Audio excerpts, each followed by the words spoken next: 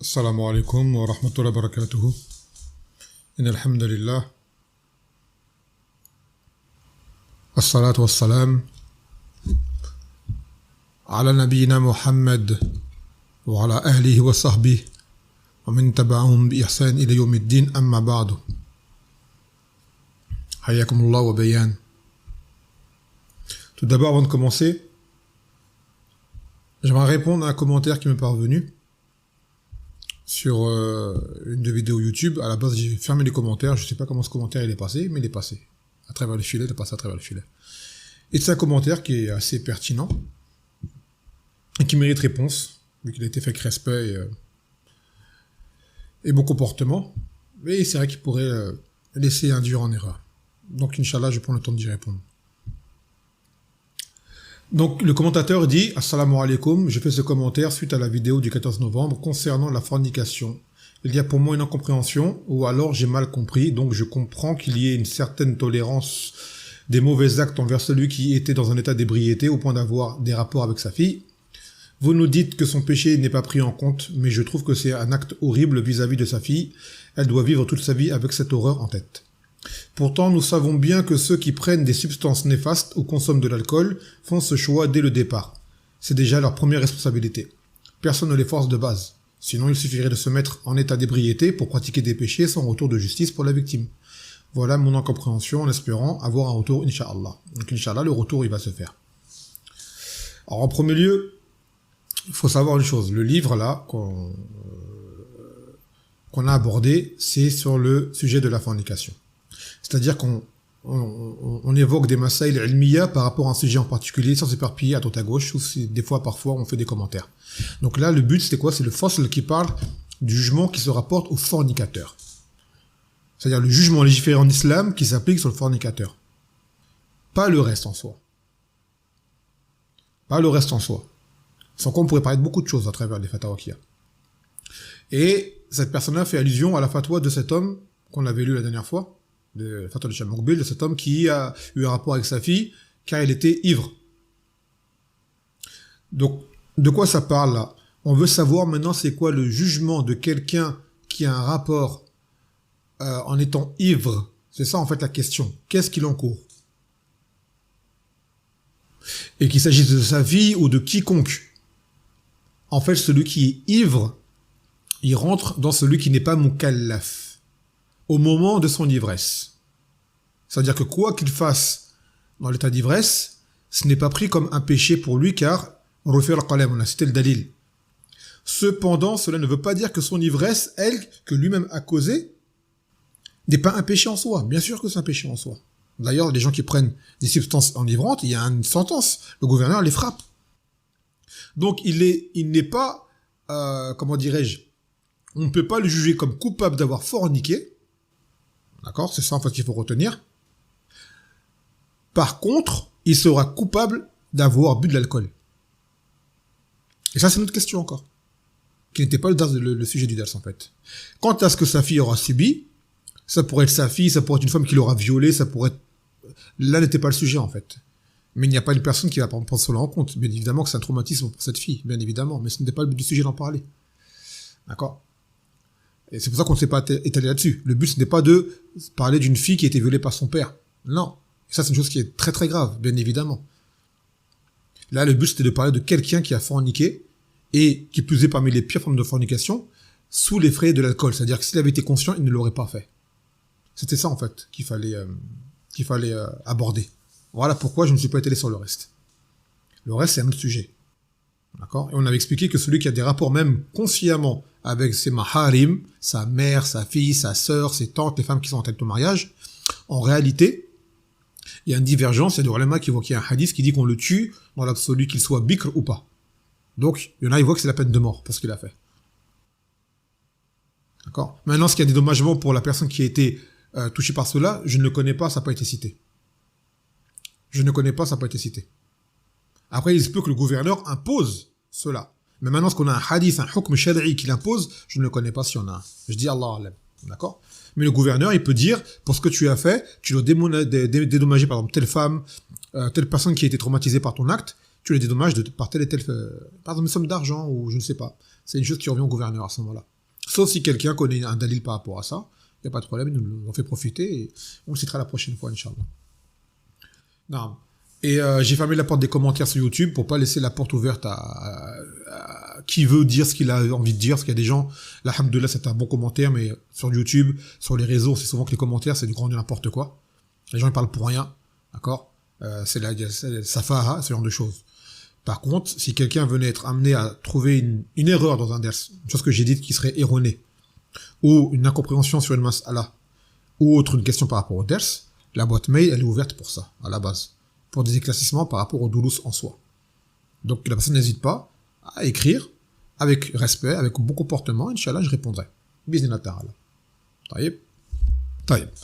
الآن سنواصل في القراءة بإذن الله تعالى.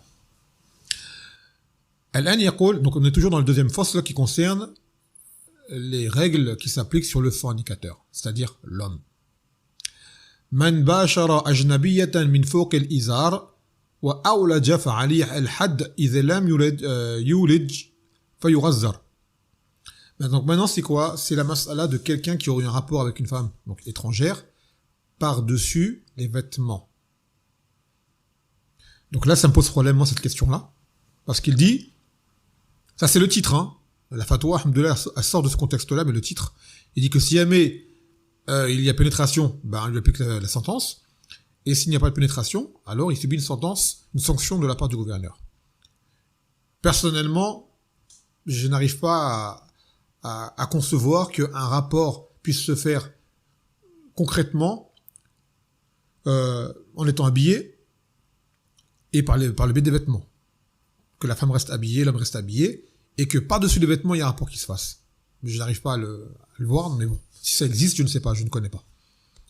Quoi qu'il en soit, la question c'est الزنا بامرأة نصرانية من شخص مسلم من فوق اللباس وليس مباشرة ما الحكم على هذا الشخص إذا كان متزوجا أو عازبا.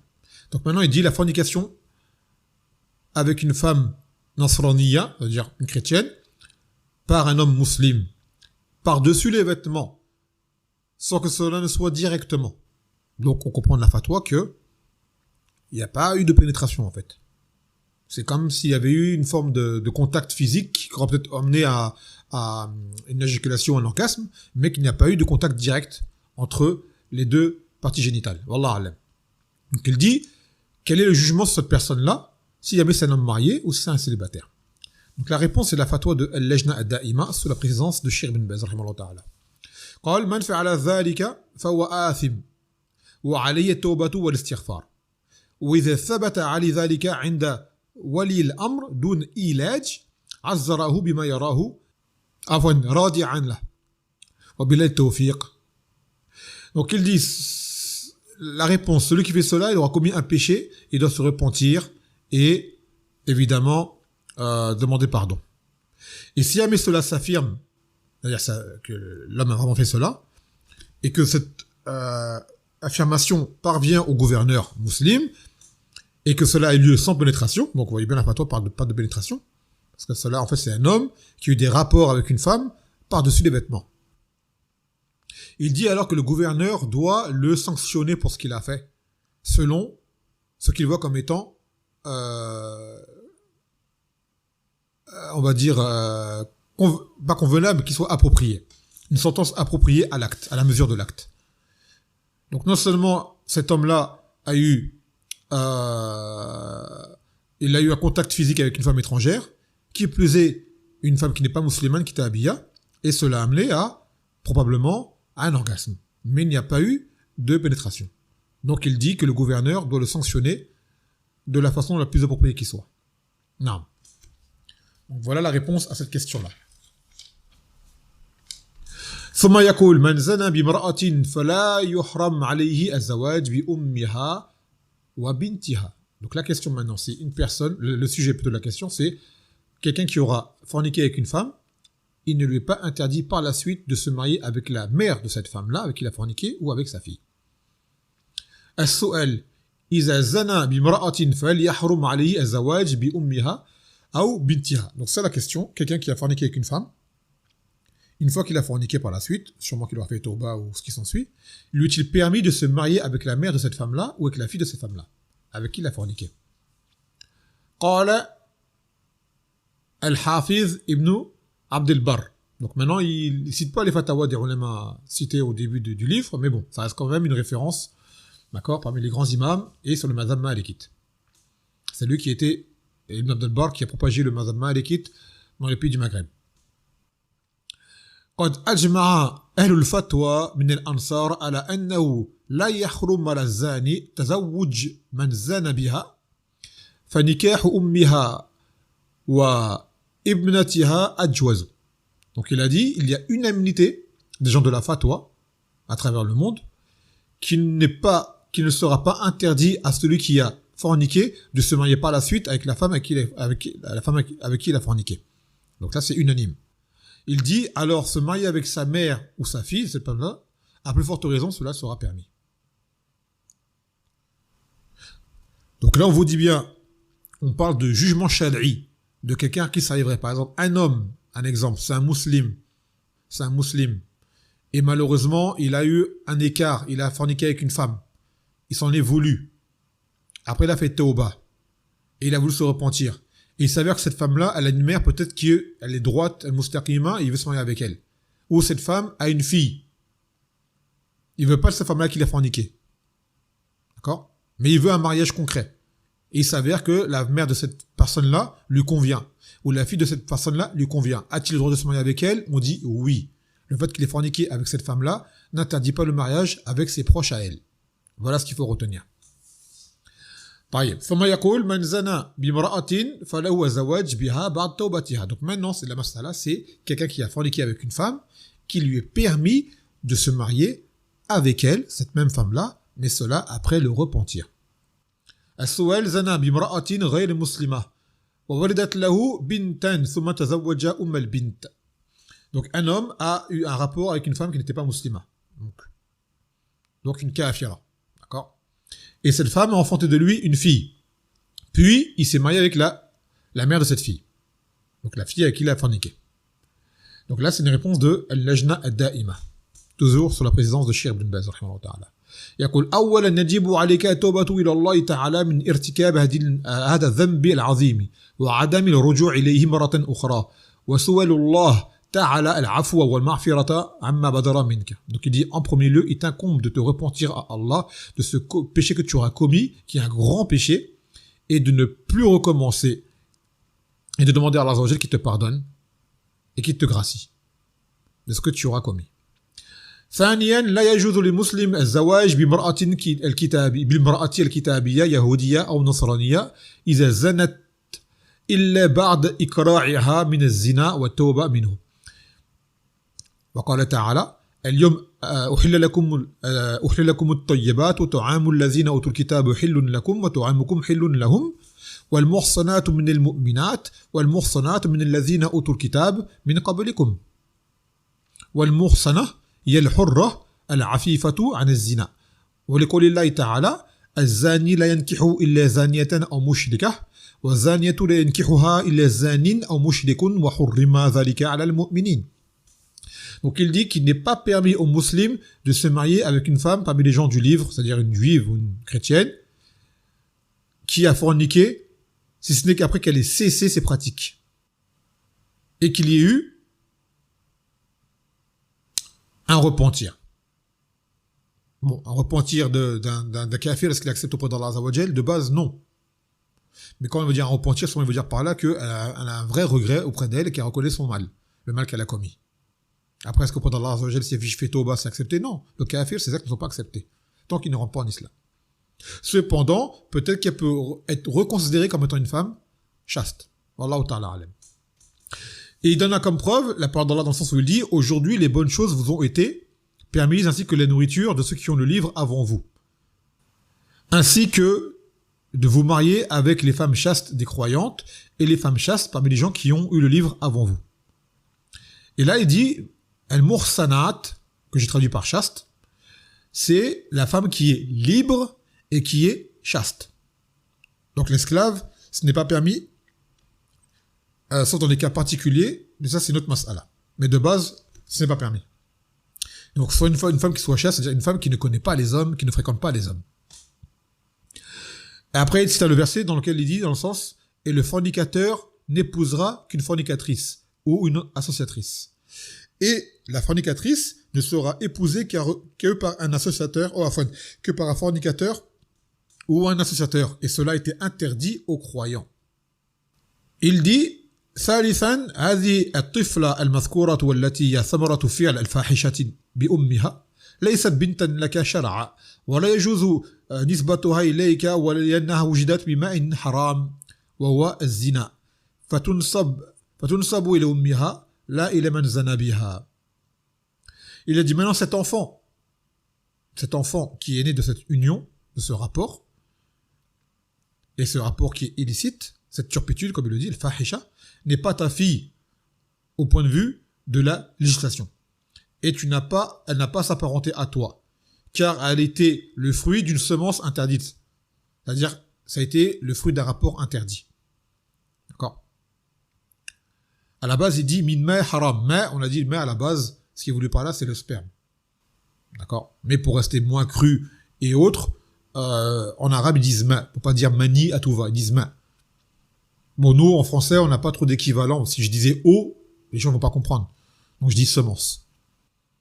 Mais vous avez compris le but. Donc, cet enfant sera affilié et apparenté à sa mère et non pas à celui qui aura forniqué avec sa mère. Donc, retenez bien, le mariage avec une kitabiyya, il y est pour condition qu'elle soit une femme chaste, qui ne fréquente pas les hommes. Et également, il faut qu'elle ait cessé la fornication, si jamais elle était une fornicatrice, et ainsi de suite. Sans quoi, ce mariage ne sera pas permis. Donc, ce n'est pas toute kitabiyya qui est acceptée. Également, les ulama disent que la kitabiyya, il faut que ce soit une vraie kitabiyya, qui croit en son livre, qui croit en sa religion, pas une qui porte la croix autour du cou, je ne sais quoi, et qui dit des paroles folles, qui sont même en contradiction avec sa religion. Mais juste, elle se dit, je suis catholique par héritage, parce que ma mère elle est, mon père il est, donc je le suis. Mais en réalité, la croyance qu'elle a n'a rien à voir. Donc ces femmes-là, non. On parle d'une vraie kitabiyya. Et croyez-moi, aujourd'hui, ces femmes-là sont les femmes qu'on trouve dans les couvents. Aujourd'hui, les vrais kitabiyyat, qui ressemblent à ce que le verset cite, ce sont les bonnes sœurs dans les couvents, en réalité. Celles qui ont fait vœu d'abstinence. Et la dernière fois, on a expliqué la différence qu'il y avait entre chasteté et abstinence. Abstinence, ça va plus loin que la chasteté. Taïe. Après, une autre question, toujours dans le même sujet. بعض الحكام إذا جاءه رجل يشكو أن ابنته زنى بها رجل فيحكم الحاكم بزواج الرجل من ابنته. Il dit certains gouverneurs, c'est-à-dire dans certains pays, il parle de gouverneurs musulmans, lorsqu'un homme vient et se plaindre qu'un homme a forniqué avec sa fille, alors le gouverneur fait en sorte de marier cet homme avec cette fille.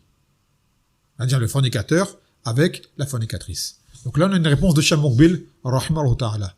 يقول يلزمه الحد إذا جاءه الرجل وقال زنا بامرأتي.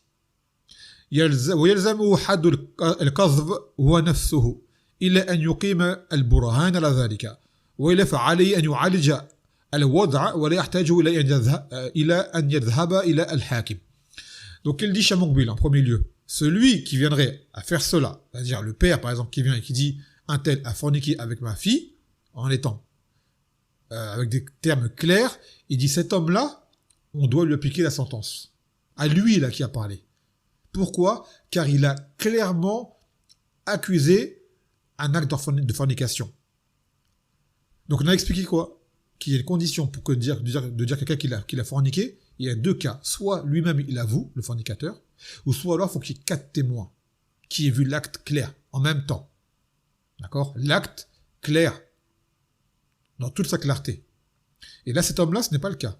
Donc même demain, tu as vu pour de vrai une personne forniquer avec une autre personne, de tes propres yeux, et c'était clair, tu étais tout seul à l'avoir vu, tu n'as pas le droit de le dire. Et de dire qu'un tel a forniqué avec un tel. Sans quoi, c'est toi qui seras flagellé 80 coups de fouet. Il faut qu'il y ait 4 témoins. Pas 1, pas 2, pas 3, mais 4. Donc cet homme qui fait cela, d'accord, c'est pour ça que beaucoup de gens sont laxistes, là, tu dis un tel il a forniqué avec Foulana, ou Foulana, c'est une femme, elle fait ça avec les hommes. Si tu ne l'as pas vu, avec 4 témoins, donc ce n'est pas une personne qui l'a reconnu, et d'elle-même, toi tu mérites la flagellation et tu es un menteur auprès d'Allah Azza wa Jal. Wa ulaika indallah humul kadhibun. Auprès d'Allah, tu es un menteur. Malgré que tu as dit la vérité, tu n'as pas le droit de le dire, donc tu rentres dans le jugement du menteur et ton témoignage n'est plus accepté à l'avenir. Donc il faut faire très attention à ce qu'on dit. Et on l'a expliqué la dernière fois, dans un ders, il y a des fois des paroles que l'on prononce, des insultes que les gens prononcent, qui amènent à ce jugement-là. Comme traiter une personne de fils de prostituée. Ça veut dire que la mère, c'est une fornicatrice. À ce moment-là, qu'est-ce qui se passe? La personne qui parle de la sorte mérite d'être flagellée 80 coups de fouet. Ou quelqu'un qui traite, comme je l'expliquais, quelqu'un de bâtard. À la base, un bâtard, c'est un enfant qui est né d'un rapport illicite, d'une mère dont le père est inconnu. Mais c'est un bâtard chez l'être humain. Et ça, c'est une chose qui court sur la langue des gens, à tout va. Ils ne savent pas ce que cela veut dire. En islam, tu dis cette parole-là, dans un pays où la charia, on te flagelle. On te flagelle pour cette parole-là. La mère de cet enfant va dire, ah, il m'a accusé d'être une fornicatrice. Elle dit, non, j'ai pas dit ça, j'ai dit que c'était un bâtard. Un bâtard, ça veut dire quoi? C'est l'enfant d'une fornicatrice. D'ailleurs, c'est ce que les Yahoud disent de Isa alayhi salam, que c'est un bâtard. Ils le disent clairement. Jusqu'à aujourd'hui. Pour dire que Maryam alayhi salam, on peut le dire même pour elle, non? Que Maryam a forniqué car elle n'était pas mariée. Donc ils disent que Isa, c'est un enfant qui est né de la fornication, donc ils disent que c'est un bâtard. Donc attention à ce que les langues prononcent comme parole. Donc il dit que ce père qui dira cette chose-là méritera d'être flagellé 80 coups de fouet. Il dit sauf si il apporte les preuves, et les preuves c'est quoi? C'est qu'il ramène 3 autres témoins avec lui, qui ont vu la chose comme lui. Ou alors que l'accusé avoue et admette avoir commis l'acte. Il dit sans quoi, le père, qui sait cela, concrètement, qui a appris que sa fille a forniqué, il le sait, mais sans qu'il ne le dise, d'accord? Alors il doit, lui, tenter de régler le problème. Et il n'a pas besoin d'aller voir le gouverneur pour cela. D'accord? Donc il dit, وَإِذَا أَرَادَ أَنْ يَسْتُرَهُمَا وَأَرَادَ أَنْ يَقْعُدَ لَهُ بِهَا وَلَكِنَّ الْمُشْكِلَةُ إِذَا كَانَتْ حَامِلَةً فَيُحْتَمَلْ أَنْ يَكُونَ مِنْهُ وَيُحْتَمَلْ أَنْ يَكُونَ مِنْ غَيْرِهِ فَهَذِهِ هِيَ الْمُشْكِلَةُ. Donc il dit, il doit maintenant il doit ne pas les dévoiler dans ce qu'ils ont fait, et il dit, il a le droit de la marier avec lui. Bien sûr, s'il y a une tauba, on avait expliqué que le fornicateur et la fornicatrice peuvent se marier s'il y a une tauba. Sans quoi il dit, le problème c'est si jamais cette femme elle est enceinte. Rappelez-vous, dans les premiers doulours, on avait expliqué quoi? Qu'il y avait un khilaf entre les ulama. Si une femme elle est enceinte de la fornication, Shamokbil, lui, il voit qu'elle peut se marier, mais que tant qu'elle n'a pas accouché, elle n'a pas le droit d'avoir de rapport avec son époux. Et elle se marie avec qui? Avec l'homme avec qui elle a forniqué, pas un autre. Et d'autres ulama, comme Shamel Mez et d'autres, ils disent qu'elle n'a pas le droit de se marier dans l'absolu tant qu'elle n'a pas accouché. Que ce soit avec l'homme avec qui elle a forniqué ou quiconque. Ce mariage sera pour eux interdit et invalide. Donc c'est une masala où il y a khilaf. Car Shamokbil dit que si elle est enceinte de cet acte de fornication, on ne saura pas si c'est lui le père, pour de vrai. Parce que si jamais c'est une femme qui fornique, déjà, elle ne pourra pas être véridique en disant, ouais, il n'y a que lui. On peut dire, on ne te croit pas, tu n'es pas une femme droite, tu es une femme qui est une fasika à la base. Et lui, pareil. Donc, il sera dur de dire, oui, on ne sait pas s'il n'y a pas eu un autre homme à part lui. Donc, voilà. En tout cas, ce qu'il faut retenir, c'est que celui qui fornique avec une femme, ils ont le droit de se marier tous les deux, mais seulement après avoir fait une tauba. Une tauba sincère. De ce qu'ils ont fait, ils regrettent, ils arrêtent, ils ne veulent plus recommencer. Et il faut laisser également un mois de istibra pour être sûr que la femme n'est pas enceinte. Et par la suite, s'ils veulent, on peut les marier. Non. Ou alors peuvent se marier avec quelqu'un d'autre. Bien évidemment, on n'est pas obligé de les marier l'un avec l'autre, mais ils peuvent se marier avec quelqu'un d'autre. Mais en tout cas, il faut qu'ils aient fait tauba de la fornication.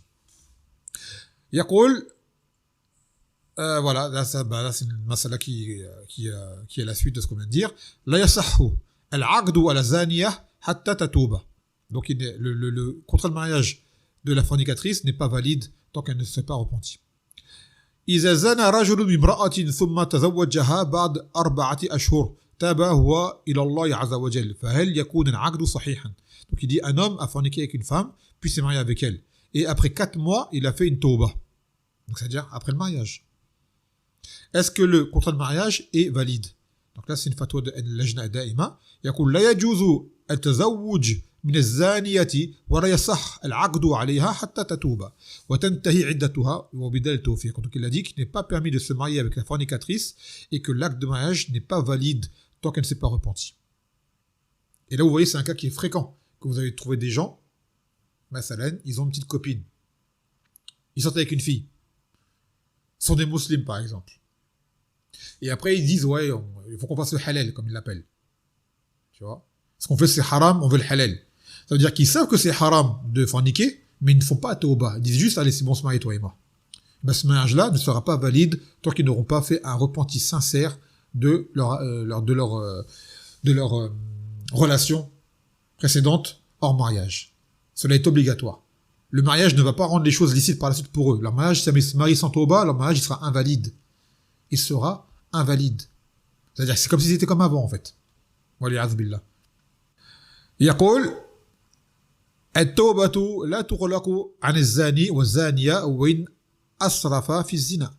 Donc maintenant c'est quoi? On va citer le fait que le repentir est une chose qui reste toujours accessible pour le fornicateur et la fornicatrice, même s'ils ont agi à outrance.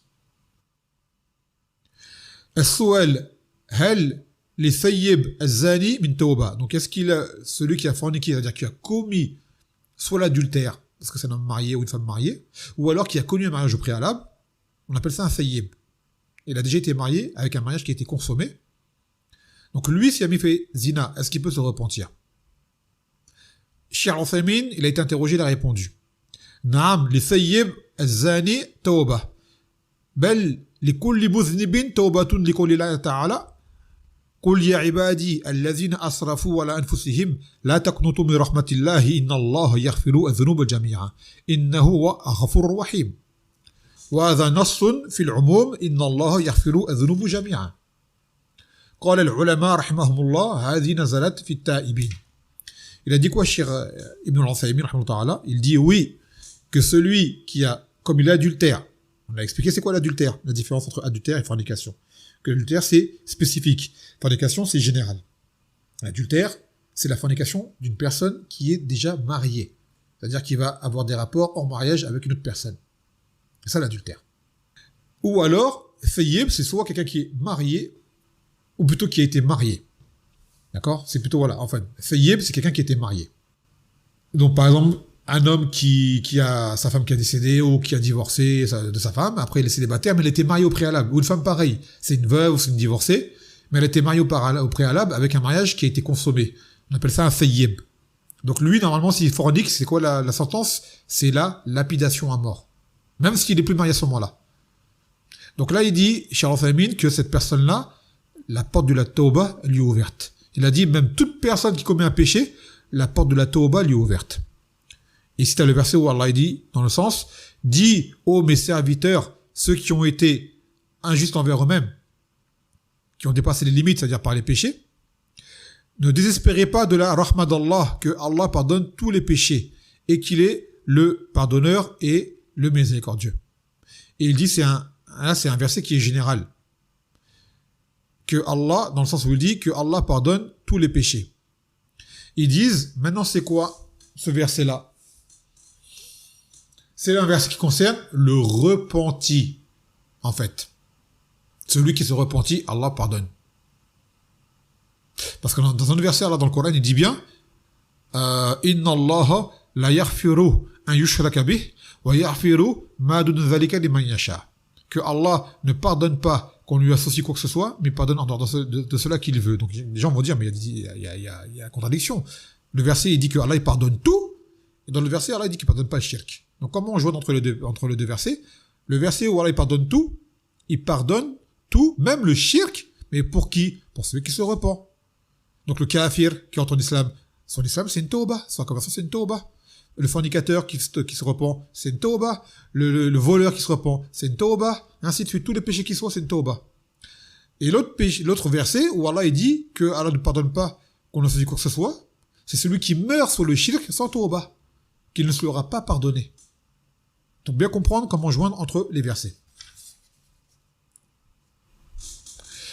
Taïe. Et sans compter qu'auparavant, on a déjà cité des versets où Allah Azza wa Jal dit bien que celui qui ne fait pas de shirk, d'accord, il sera pardonné. Et également celui qui n'ôte pas la vie sans droit, ou qui ne fornique pas, il sera pardonné. Mais ceux qui, par exemple, ne font pas de shirk, mais font des grands péchés, alors ils doivent se repentir. Et si jamais ils meurent sans repentir, alors ils sont sous la volonté d'Allah Azza wa Jal. S'il veut, les châtie, et s'il veut, il leur pardonne. يقول التائب من الزنا تقبل توبته وإن لم يقم عليه الحد. Donc maintenant, c'est la question, c'est celui qui se repent de la fornication sans qu'il ait subi la sentence. Est-ce que celui-là lui est pardonné? Et vous le savez, auparavant, on en a déjà parlé, que celui-là lui est pardonné. Mais on va citer les fatwas quand même qui vont avec cela. ما حكم شريعتي في الإنسان زنى ولم يقم عليه الحد ولكنه الآن تاب وندم على ذلك وهل هناك كفارة. Donc il a dit c'est quoi le jugement de la charia sur une personne qui a forniqué mais qui n'a pas été sanctionnée. C'est-à-dire qu'il n'a pas été flagellé si jamais c'était un bikr, ou qu'il n'a pas été lapidé si jamais c'était un thayyib. Donc cette personne-là s'est repentie et a regretté ce qu'elle a fait. Est-ce qu'il y a une expiation, c'est-à-dire autre que la sentence de la charia, pour lui effacer sa faute? Alors c'est une fatwa à laquelle répond Al-Lajna Daima, émise par Al-Lajna Daima. Man waqa'a fi shay'in min al-muharramat thumma taba minha بأن أقلع عن الذنب وندم على ما وقع منه وعزم على ألا يعود فإن الله سبحانه وتعالى يتوب عليه وعليه الإكثار من ذكر الله وعمل الصالحات. قال الله تعالى وإني لغفار لمن تاب وآمن وعمل صالحا ثم اهتدى. Dit celui qui est tombé dans des choses interdites, puis s'est repenti, puis a cessé de pratiquer ce péché et a regretté de ce qu'il a commis et est déterminé à ne pas recommencer, Allah accepte son repentir. Mais cette personne-là doit faire encore plus de dhikr et faire encore plus d'œuvres pieuses, car plus tu fais des œuvres pieuses, plus cela sont des causes qui expient tes fautes. On l'a expliqué la dernière fois, innal hasanat yudhibna sayyi'at, comme qala ta'ala, que les bonnes actions effacent les mauvaises. Donc si jamais tu es dans ton repentir, tu es sincère, tu dois multiplier les actes d'adoration encore plus pour multiplier la probabilité que ton repentir soit accepté. Et si t'es en dalil le verset où Allah dans le Coran il dit, dans le sens, et que je suis le grand pardonneur pour celui qui se repentit et qui aura œuvré dans le bien, puis ce sera mis sur la droiture. Et ça on expliqué, ça s'appelle comment ça, quelqu'un qui se repent et qui se met droit par la suite? Ça s'appelle al-inaba. C'est-à-dire son péché il l'a arrêté et par la suite lui-même sa situation il l'a améliorée. Ça c'est al-inaba. Ça s'appelle un munib. Deuxième question, toujours sur le même thème. Bilad Ghana, دولة مسيحية وفيها مسلمون وحكم الدولة غير الإسلام فوقع مسلمون على الزنا فطلب هذا الزاني عن المسلمين أن يحكموا عليه حكم شريعة الله عز وجل فمنعت الحكومة أن يحكم أحد على أحد بغير حكمها فما حكم هذا الشخص هل هو بريء عند الله أم لا مع أنه برز نفسه أمام حكم الله فصده صاد. Donc maintenant il dit la question c'est dans les pays, c'est au Ghana. C'est un pays qui est chrétien, mais dans lequel se trouvent des musulmans. Et que le gouvernement juge pas autre que l'islam. Un homme a forniqué et a voulu que les musulmans appliquent sur lui la sentence. C'est-à-dire, soit, car c'est pas précisé est-ce que c'était un bikr ou pas, soit la flagellation, soit la lapidation. Cependant, le gouvernement l'a interdit. A interdit que quiconque juge avec autre que sa loi à lui. Il n'est pas permis de juger par autre que les lois du pays. Donc ils disent, quel est le jugement de cette personne-là? Est-ce qu'il est innocent près d'Allah Azza wa Jal de ce qu'il a fait? À savoir qu'il s'est lui-même exposé à recevoir la sentence, cependant, cela ne lui a pas été possible, malgré lui.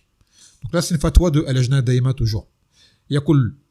يقولون من وقع في الزنا وجب عليه أن يتوب إلى الله توبة نصوحة وينبغي أن يستر نفسه بستر الله عز وجل ولا يطالب بإقامة الحد عليه. Donc il dit celui qui a fait la fornication, il doit forcément et obligatoirement se repentir auprès d'Allah Azza wa Jal d'une tauba, un repentir qui est sincère.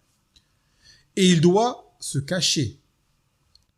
Tant que Allah l'a caché, il n'a pas à dévoiler ce qu'il a fait. Et ni à demander à ce que la sentence s'applique sur lui. لا يقوم الحدود إلى الحاكم المسلم أو من يقوم مقام الحاكم ولا يجوز لأفراد المسلمين أن يقيموا الحدود لما يلزم على ذلك من الفوضى والفتنة وبالله التوفيق. Donc ils disent, comme on l'a dit plusieurs fois au début des durus, que personne en dehors du gouverneur n'a le droit d'appliquer les sentences. Ça, c'est le droit exclusif du gouverneur musulman sur son territoire. Donc cela ne revient pas à tout à chacun. Car cela va amener le désordre et également amener les troubles. Imaginez-vous, toute personne se met à appliquer. Par exemple, demain, quelqu'un vient chez toi et te vole, te cambriole. Tu le prends, tu lui coupes la main, toi-même.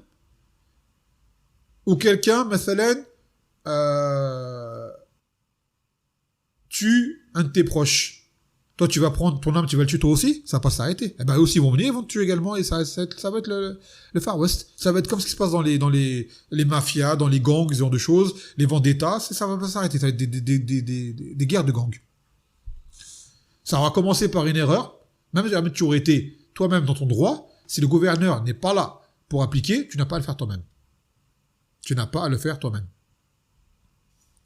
Cela n'est pas permis. D'où le fait que des gens commettent des actes terroristes dans les pays de Koufr, parce que ceux qu'ils font, par exemple, comme c'était le cas du Charlie Hebdo, d'accord, ceux qui sont partis faire ce qu'ils ont fait, à la base, se moquer du Nabi sallallahu alayhi wa sallam, oui, en islam, c'est la peine de mort. Mais qui est-ce qui s'applique cette peine de mort? C'est le gouverneur. Ce n'est pas tout à chacun d'aller voir et d'aller faire justice soi-même.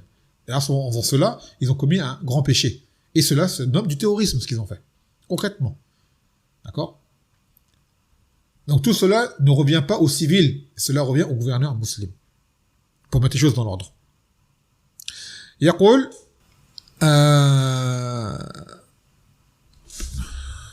toujours dans la mas'ala de la tawbah, أنا متزوج وزوجتي في بلدي وأنا أعمل في البرازيل من أجل المعيشة وتعليم أولادي ولكني اقترفت هنا جريمة الزنا وقد ندمت وتبت إلى الله فهل يكفي ذلك أم لا أو لا بد معه من إقامة الحد أفتوني رحمكم الله.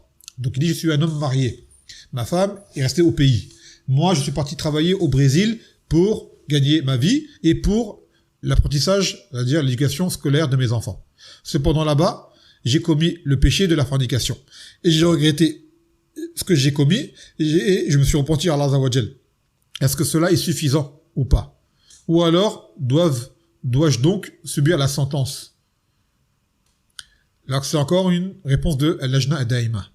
قالوا لا شك أن الزنا من كبائر الذنوب وإن من وسائله غرياء النساء واختلاط الرجال بالنساء الأجنبيات وانحلال الأخلاق وفساد البيئة على العموم.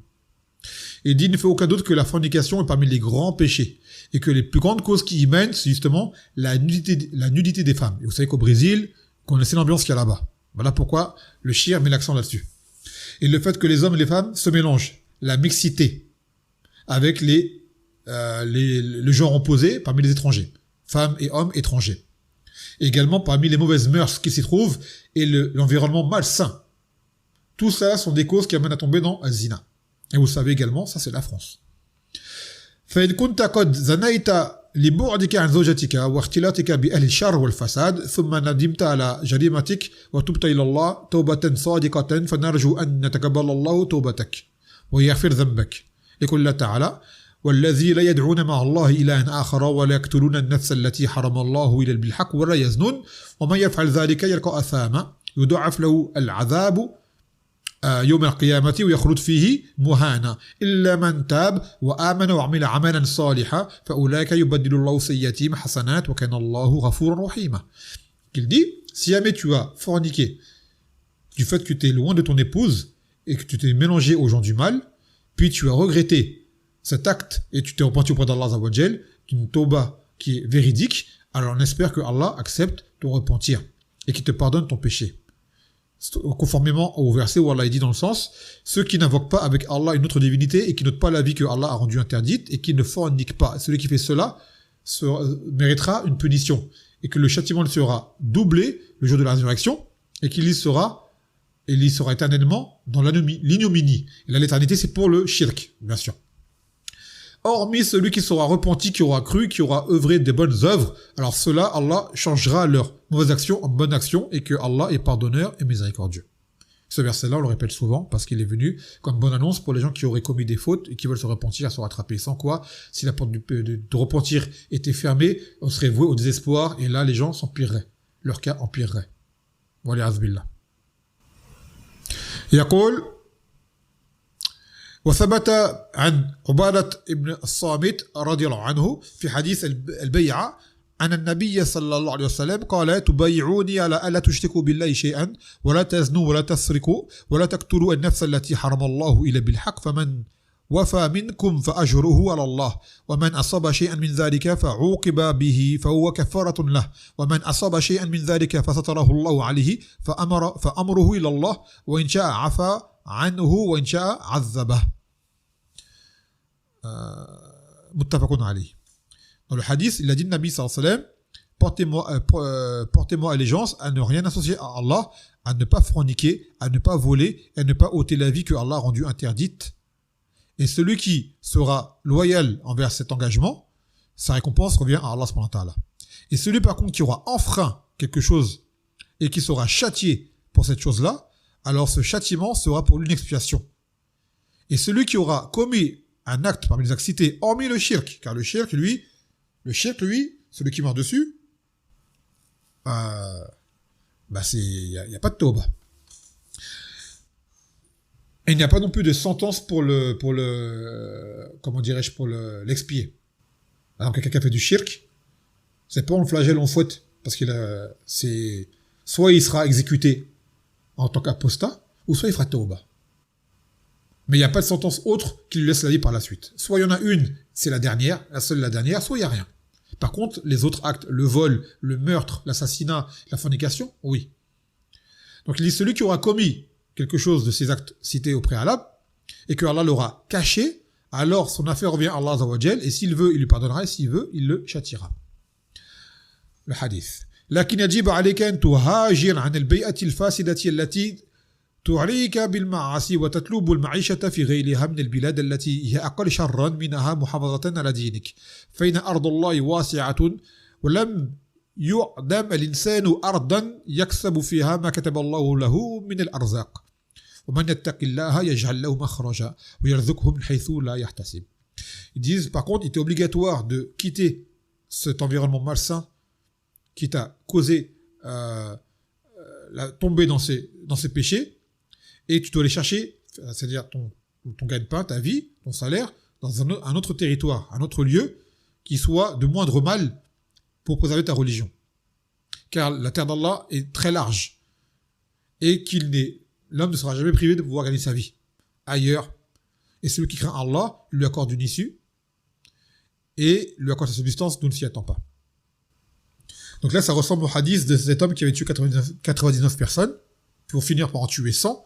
Quand il a voulu se repentir, en demandant aux savants est-ce qu'il avait une tauba, il a dit oui. Cependant, pour que ta tauba soit complète, tu dois quitter la terre dans laquelle tu te trouves, car c'est une terre de mal. Donc les gens qui tombent dans les péchés comme ça, par exemple en France, on dit qu'une bonne cause d'avoir commis ces péchés, c'est le pays où vous êtes. C'est encore une des centaines de raisons qui appellent encore à ce qu'on encourage les gens à faire la hijra. Ce n'est qu'une parmi tant d'autres. Quelqu'un qui commet des péchés, d'accord ? Eh ben, la tentation qui lui aura causé la tombe dans ce péché-là, c'est principalement l'environnement malsain dans lequel il vit. Surtout en France, quand on voit les femmes qu'il y a devant soi, ou même les hommes qu'il y a pour les femmes également, car c'est une tentation pour les deux sexes, pour les deux genres. Toutes les richesses qu'il y a, toutes ces choses-là, l'alcool, les drogues, la musique, tout ce qui s'ensuit, le tashabul bikoufar, tous ces péchés qui sont à portée de main, celui qui les commet, du fait qu'il soit là-bas, on lui dit que tu fasses tauba, c'est bien, mais tu vas recommencer si jamais tu ne pars pas. Donc quitte le territoire. Quitte le territoire où tu te trouves, car ce territoire est une cause qui t'amène à tomber dans le péché. Maintenant, on ne dit pas que en terre d'islam, ça n'existe pas, ça existe. Mais déjà, au moins, tu auras fait un pas qui prouve ta véracité.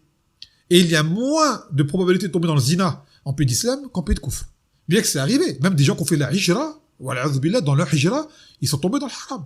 Malgré tout. Quand on a machafa'al. Mais ça, ce sont des cas qui sont une minorité par rapport à ceux qui vivent en pays de koufr. C'est pas comparable. D'accord? Parfois, des gens disent, ouais, même en hijra, on fait la hijra, je sais pas dans tel pays, je connais un tel, il a fait ça, donc pourquoi j'y vais? Je dis, t'y vas quand même. T'y vas quand même. Pourquoi? Pour d'autres raisons. Même si celle-ci, tu y échappes pas, tu vas échapper à plein d'autres. En premier, tu pourras adorer Allah Azza wa Jal librement. Tu ne seras plus avec les koufars. D'accord? Et plein d'autres avantages. Maintenant, en tant que muhajir, tu ne seras pas à l'abri des péchés et des fautes. Mais tu auras déjà, toi-même, arrêté ce péché qui est de vivre en pays de koufr. Ce fait de vivre en pays de koufr et de ne pas pouvoir pratiquer sa religion est soi-même un péché. Même tu ne forniques pas, même tu ne voles pas, même tu ne mens pas, même ce que tu veux, déjà tu ne pourras pas adorer Allah comme il se doit. Ça, c'est inévitable, c'est impossible. C'est impossible. Ça, il faut qu'on arrive à le concevoir. Et malgré tout, les autres péchés, tu ne les fais pas, malgré tout, on te dira qu'il faut que tu partes. Le simple fait que tu ne puisses pas adorer Allah Azza wa Jal librement et ouvertement, en extériorisant ta religion, comme il se doit, tu dois partir. Alors, que dire du reste? ثم يقول المجاهر بالزنا متعود بالعذاب الأليم. Donc maintenant, c'est celui qui carrément se vante de forniquer. Et qui le fait ouvertement, qui le dit clairement lui-même. Lui, il est sous la menace d'un châtiment douloureux. السؤال في مدرستنا يجاهر بعض الطلبة هداهم الله بالزنا ويقول أنا فعلت كذا وكذا فما الواجب علي وهل علي إثم. Donc il dit, le questionnaire, dans mon école, certains étudiants, certains élèves, d'accord, déclarent ouvertement qu'ils forniquent. Ils disent, moi, j'ai fait telle et telle chose, j'ai fait telle et telle chose. Ils s'en vantent. Et vous savez, aujourd'hui, c'est réputé. C'est même une honte quand tu arrives à l'école aujourd'hui, tu as un certain âge, que tu n'as pas connu de fille ou une fille n'a pas connu d'homme, on va dire, ouais, t'es un petit puceau, t'es une petite pucelle, c'est la honte. C'est la honte pour toi, en fait. Vous vous rendez compte? On est au stade où celui qui ne connaît pas cette turpitude, c'est lui qui est blâmé. Donc même celui qui a un peu de pudeur, tellement il aura honte d'être critiqué qu'il tombera dedans. Même s'il veut pas au fond, pour être comme tout le monde et être accepté par les autres. Wali'adhu billah. Donc t'en as, ils s'en vantent. Et là on parle de musulmans, hein. Les kuffars, là, eux, ils sont sur le côté, on parle même pas d'eux, c'est, voilà. Là on parle de musulmans. Donc la fatwa de l'ajna daïma. يقول يجب عليك الإنكار عليهم ونصحه والبيان أن البيان له بأن الزنا من أعظم الجرائم المخلة بنظام الأسر ومن الكبائر المتعودة عليها بدخول النار بل وموجبة الدنيا لإقامة الحد على مرتكبها وأن عليه أن يستتير بستر الله عز وجل ولا يجاهر بالمعاصي لقول النبي صلى الله عليه وسلم كل أمتي معافاة إلا المجاهرون أو مجاهرين الحديث. Donc il a dit, c'est obligatoire de blâmer cela et de conseiller et de démontrer le côté illicite de la fornication et que cela parmi les pires des péchés, et les péchés également qui nuisent à la famille, à l'ordre familial. La fornication est parmi les perversions et les corruptions les plus nuisibles pour l'ordre familial. Ça, c'est une vérité. Et parmi les péchés qui sont sur les plus grandes des menaces. Et que celui qui le commet, d'accord, est passible de rentrer au feu. Et que cet acte également fasse que tu sois également de base passible de subir la sentence en ce bas monde. Donc la personne qui a fait cela doit s'en cacher. Au minimum, même s'il le fait, qu'il ne le dise pas, qu'il se cache. Et qu'il n'est pas permis, que ce soit le zina ou autre, d'exposer ses péchés. Et de les dire, et de les déclarer. Sauf dans un cas où tu auras fait mal à quelqu'un, il faut que tu répares ton mal. Là, c'est autre chose. Sans quoi tes péchés, tant que tu dois les faire, vraiment te cacher de les faire. Et d'ailleurs, ça fait partie de la pudeur. À la base, tu fais un péché, au minimum, cache-toi. Au minimum, cache-toi. Subhanallah. Car le prophète sallallahu alayhi wa sallam, il a dit que toute ma communauté est préservée, est prémunie, à part ceux qui exposent leurs péchés. Et d'ailleurs, celui qui fait ses péchés apparents, il n'y a pas de la riba sur lui, elle est permise. On peut le médire pour le péché qu'il commet ouvertement devant tout le monde. ولأن في عمله هذا إشاعة للفاحشة بين المؤمنين والله سبحانه وتعالى يقول إن الذين يحبون أن تشيع الفاحشة في الذين آمنوا لهم عذاب أليم في الدنيا والآخرة. Et que celui qui agit de la sorte, c'est-à-dire qui propage et déclare faire telle et telle chose parmi les péchés, et c'est lui qui aime à ce que se propage la turpitude au sein des croyants. Dans le sens où Allah dit, ceux qui aiment que se propagent les turpitudes ou se répandent les turpitudes au sein de ceux qui ont cru, ils auront un châtiment douloureux en ce bas monde et dans l'au-delà. Et d'ailleurs, ce verset est venu également pour dire pourquoi il ne faut pas dire que quelqu'un a forniqué. Car cela amène à répandre les turpitudes au sein des croyants. Il ne faut pas le dire. Et si on dit, c'est que dans les conditions citées au préalable. ثم نكمل بالسؤال الأخير Dernière question de ce ders. الزاني ينصح فإن لم يقبل فيهجر. Le fornicateur, on le conseille. Si jamais il persiste sur son acte, alors on le boycotte. السؤال شاب صديق لي أعزب يصلي ويزكي ولكنه يزني لأن المعريات كثيرة وقد نصحته كثيرا فهل يمكن لي أن أقطع علاقتي به. Il dit, j'ai un ami qui est célibataire, il fait la salat, il donne la zakat, cependant il fornique. D'accord, à cause des fortes tentations autour de lui. Je l'ai déjà conseillé, je l'ai beaucoup conseillé. Donc m'est-il permis de couper mes relations avec lui? فتوى لجنة دائمة واصل نصحه لعل الله أن يهديه فإن لم يستجيب وجب عليك اعتزاله بعدا عن المنكر وبالله التوفيق. Donc il a dit continue le conseiller. Il se peut que Allah le guide par ta cause. Et si vraiment, après insistance, il ne répond toujours pas favorablement, alors tu dois te séparer de lui pour ne serait-ce que t'éloigner de ce mal.